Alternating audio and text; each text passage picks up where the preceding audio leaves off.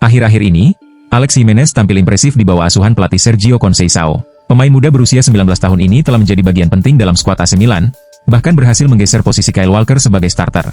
Ia pun menjadi aset berharga bagi Rossoneri. Sebelumnya, Milan merekrut Alex pada bursa transfer musim panas 2024 sebagai pemain pinjaman, sebelum akhirnya mengaktifkan opsi pembelian permanen senilai 5 juta euro.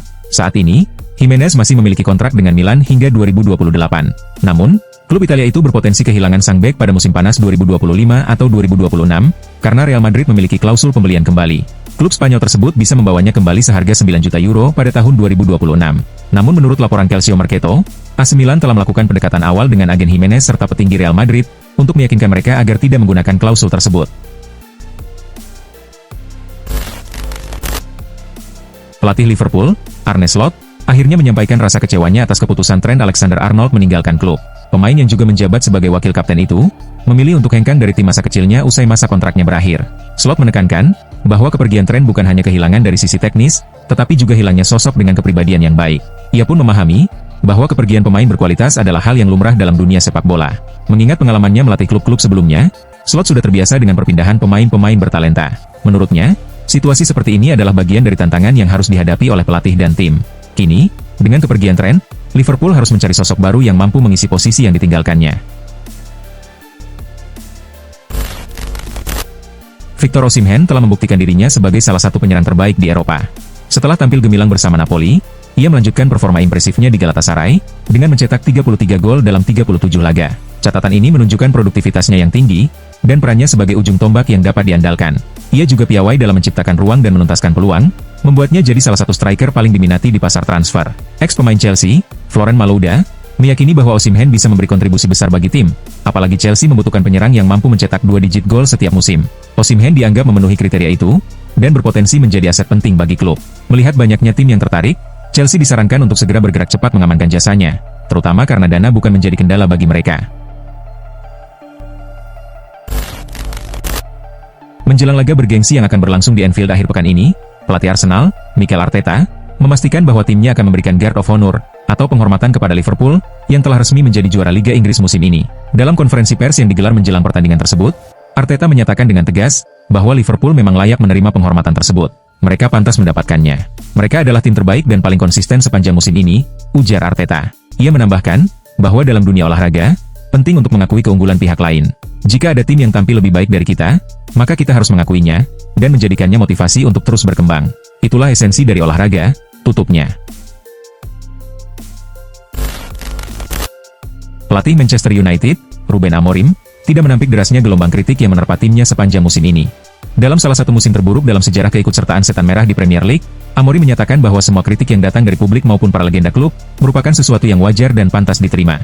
Sebelumnya, mantan kapten Manchester United, Roy Keane, secara terbuka mengecam keputusan Amorim yang dianggap mengorbankan Premier League demi fokus penuh pada Liga Eropa, dan menyebut langkah tersebut sebagai sesuatu yang memalukan. Meski kritik tersebut terasa pahit, Amorim dengan tegas menjelaskan bahwa keputusannya untuk memprioritaskan Liga Eropa, bukanlah bentuk kepentingan pribadi atau upaya menyelamatkan reputasinya sebagai pelatih.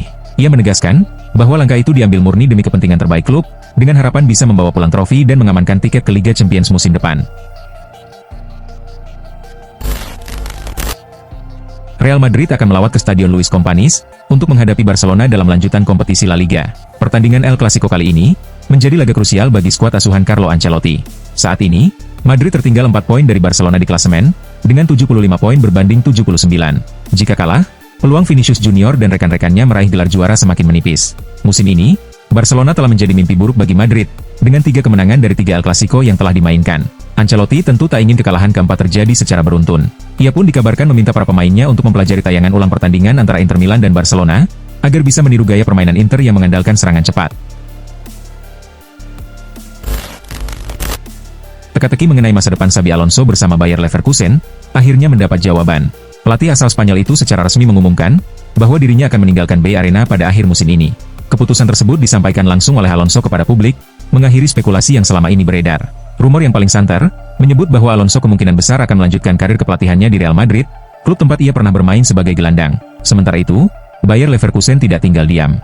Sebab, mereka sudah mulai menyusun rencana untuk mencari pelatih baru. Menurut laporan dari jurnalis ternama asal Italia, Gianluca Di Marzio, Leverkusen dikabarkan tengah membidik Cesc Fabregas sebagai calon kuat pengganti Alonso di kursi kepelatihan. Arsenal baru saja tersingkir dari Liga Champions, setelah kalah dari Paris Saint-Germain. Di laga kontra Arsenal kemarin, salah satu bintang PSG yang tengah mencuri perhatian, adalah Kvaratskhelia. Pemain sayap asal Georgia ini langsung memberikan dampak besar, dan membawa tim mendekati peluang meraih treble winners. Kvaratskhelia didatangkan PSG dari Napoli pada jendela transfer Januari, dengan nilai transfer yang kabarnya mencapai 80 juta euro. Menariknya, Arsenal ternyata sempat mengamati sang pemain 3 tahun silam, ketika ia masih memperkuat Rubin Kazan. Namun menurut pengamat bakat Arsenal untuk wilayah Eropa Timur saat itu, Thomas Pasiekny, performa Kvaratskhelia dinilai belum cukup meyakinkan.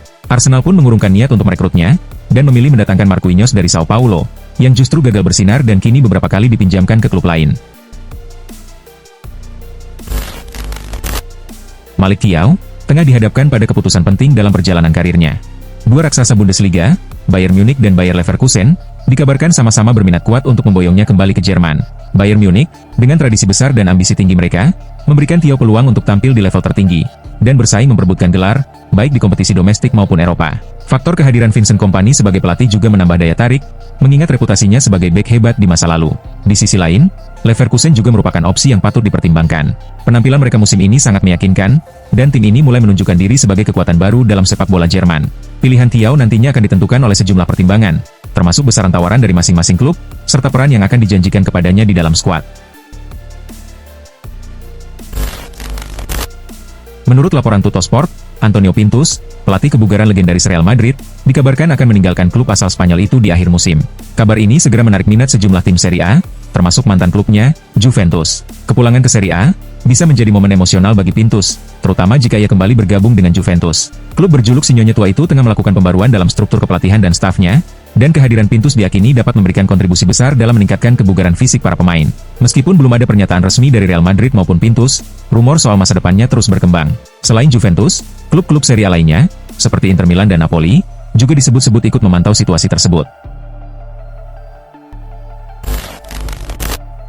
Setelah mendominasi Liga Inggris selama 4 musim berturut-turut, termasuk mencatatkan treble winners pada musim 2022-2023, performa Manchester City merosot tajam musim ini. Awal kemunduran dimulai saat Rodri mengalami cedera panjang, yang membuat tim mengalami paceklik kemenangan selama hampir 2 bulan. Sejak itu, performa City menjadi tidak konsisten, yang berujung pada kegagalan di berbagai kompetisi. Padahal, di bawah asuhan Guardiola, City hanya sekali gagal finish di 2 besar dan tanpa gelar, yaitu di musim pertamanya. Guardiola sendiri selalu sukses finish di posisi 2 teratas, saat melatih Barcelona dan Bayern Munich. Musim ini jelas yang paling sulit dalam karir saya, kata Guardiola kepada ESPN. Benar-benar melelahkan, sangat menguras energi. Ketika tidak menang, hal itu memengaruhi emosi dan suasana hati Anda, tambahnya. Ange Postecoglou, tengah memimpin Tottenham Hotspur menuju pencapaian gemilang di kompetisi Eropa, hanya tinggal 1 langkah lagi dari meraih gelar Liga Eropa pertama mereka. Namun di tengah antusiasme itu, muncul rumor bahwa sang pelatih bisa saja memilih hengkang, jika berhasil membawa pulang trofi tersebut. Ali Mikois, mantan pemain yang kini menjadi analis sepak bola, menyatakan bahwa dirinya punya perasaan, bahwa Postecoglou mungkin akan mundur setelah menunaikan janjinya memberikan gelar di musim keduanya. Meski tak didasarkan pada informasi orang dalam, Mikois menyebut ini sebagai intuisi pribadi. Ia merasa, pelatih asal Australia itu bisa saja menganggap misinya selesai, jika mampu meraih pencapaian yang gagal diraih para pelatih besar sebelumnya. Arsenal baru saja mengalami kegagalan di Liga Champions, yang sekaligus memperpanjang puasa gelar mereka menjadi 5 musim, sejak terakhir kali menjuarai Piala FA pada 2020. Di musim ini, The Gunners juga belum berhasil meraih trofi di ajang Liga Inggris, Piala FA, maupun Piala Liga. Situasi ini memunculkan desakan, agar klub segera merekrut striker baru, karena lini depan dinilai sebagai kelemahan utama mereka. Meski demikian, sejak Januari, Arsenal telah berupaya mencari penyerang, termasuk mencoba merekrut Ollie Watkins dari Aston Villa, namun dinilai terlambat bergerak. Mikel Arteta pun kembali ditanya soal kemungkinan merekrut penyerang, dan ia menegaskan bahwa klub telah berusaha mencarinya. Namun, ia mengakui bahwa menemukan striker kelas dunia sangat sulit, karena meski tersedia, pemain tersebut kemungkinan tidak akan dilepas oleh klubnya. Kevin De Bruyne, dikabarkan akan meninggalkan Manchester City di akhir musim ini, dan bahkan sudah berpamitan dengan klub beberapa waktu lalu. Menurut beberapa laporan, Napoli muncul sebagai salah satu klub yang tertarik merekrut sang gelandang. Direktur olahraga Napoli, Giovanni Manna, bahkan disebut telah bertemu dengan perwakilan De Bruyne. Namun, upaya Napoli menemui hambatan besar terkait gaji sang pemain yang tergolong tinggi. De Bruyne menerima bayaran sekitar 13 juta euro per musim di City, jumlah yang sulit dipenuhi Napoli, kecuali jika ia bersedia menurunkan tuntutannya secara drastis. Meski begitu, Napoli punya strategi tersendiri. Mereka menawarkan kontrak 2 tahun dengan paket gaji, plus bonus penandatanganan. Meskipun nilai gajinya lebih rendah dari yang diterimanya di City, Napoli berharap bonus tersebut cukup untuk menarik minat De Bruyne, agar bergabung dengan mereka. Paris Saint-Germain berhasil melangkah ke partai final Liga Champions, setelah menyingkirkan Arsenal di babak semifinal dengan penampilan impresif. Final bergengsi ini akan digelar di Allianz Arena, dan Les Parisiens tampil dengan penuh percaya diri menghadapi lawan tangguh mereka, Inter Milan. Pelatih PSG, Luis Enrique, menegaskan bahwa timnya siap bertarung habis-habisan demi meraih trofi paling prestisius di Eropa. Enrique juga menambahkan, bahwa PSG layak menjadi kampiun setelah sekian lama menunggu momen besar ini. Ini merupakan kali kedua PSG mencapai partai final Liga Champions. Dan momen bersejarah ini, menurut Enrique, patut dirayakan bersama para pendukung setia mereka. Tanpa kehadiran dan dukungan supporter, final ini tidak akan terasa utuh, ujar Enrique. Pelatih Como, Cesc Fabregas, mengungkapkan ketertarikannya terhadap Eric Garcia, bek milik FC Barcelona, menjelang dibukanya bursa transfer musim depan. Dalam sebuah wawancara, Fabregas memberikan pujian tinggi kepada Garcia, menyebutnya sebagai pemain yang serba bisa, memiliki kemampuan bertahan yang solid, serta mampu memimpin di lapangan. Ia menilai, Garcia adalah sosok penting yang bisa membawa dampak besar bagi tim manapun yang ia bela. Meski demikian, Fabregas juga realistis dan menyadari bahwa peluang untuk merekrut sang bek tidaklah mudah, mengingat Garcia kemungkinan besar akan tetap bertahan di Barcelona. Menurutnya, pemain dengan kualitas seperti Garcia tentu menjadi aset berharga bagi klub sebesar Barcelona, dan akan sulit untuk dilepas begitu saja. Arsenal bergerak cepat dalam bursa transfer, dengan menjalin kesepakatan untuk mendatangkan Martin Zubimendi, gelandang bertahan milik Real Sociedad. Kabar ini dikonfirmasi langsung oleh jurnalis sepak bola terkenal, Fabrizio Romano. Melalui unggahannya di platform X, Romano menyatakan, Arsenal telah mencapai kesepakatan untuk merekrut Martin Zubimendi dari Real Sociedad. Sang pemain telah menyetujui secara verbal kontrak jangka panjang. Proses formal akan segera dilakukan, dan Arsenal siap mengaktifkan klausul pelepasan senilai 60 juta euro. Zubimendi akan menjadi rekrutan pertama untuk musim mendatang. Kehadiran Zubimendi diharapkan dapat memperkuat lini tengah Arsenal, yang musim ini gagal melangkah ke final Liga Champions usai tersingkir oleh PSG. Romano menyebutnya sebagai pemain berbakat, dan menilai perekrutan ini sebagai langkah cerdas oleh pelatih Mikel Arteta. Marc Casado menjalani musim yang menonjol di bawah kepemimpinan pelatih baru Barcelona, Hansi Flick. Ia telah tampil dalam 36 pertandingan di berbagai ajang, sebelum performa gemilangnya terganggu oleh cedera lutut, ia memaksanya berjuang keras agar bisa kembali bermain sebelum musim berakhir. Penampilan meyakinkan Casado pun menarik perhatian klub-klub Premier League. Media Spanyol melaporkan, bahwa Chelsea tertarik memboyongnya, dengan nilai transfer yang diperkirakan mencapai 40 juta euro. Meski demikian, masa depan Casado di Barcelona tampaknya tetap menjanjikan. Dalam wawancara terbarunya, pemain muda tersebut menyatakan rasa senangnya bisa bermain untuk Blaugrana di bawah arahan Flick, memberi isyarat bahwa ia belum tertarik untuk pindah ke klub lain.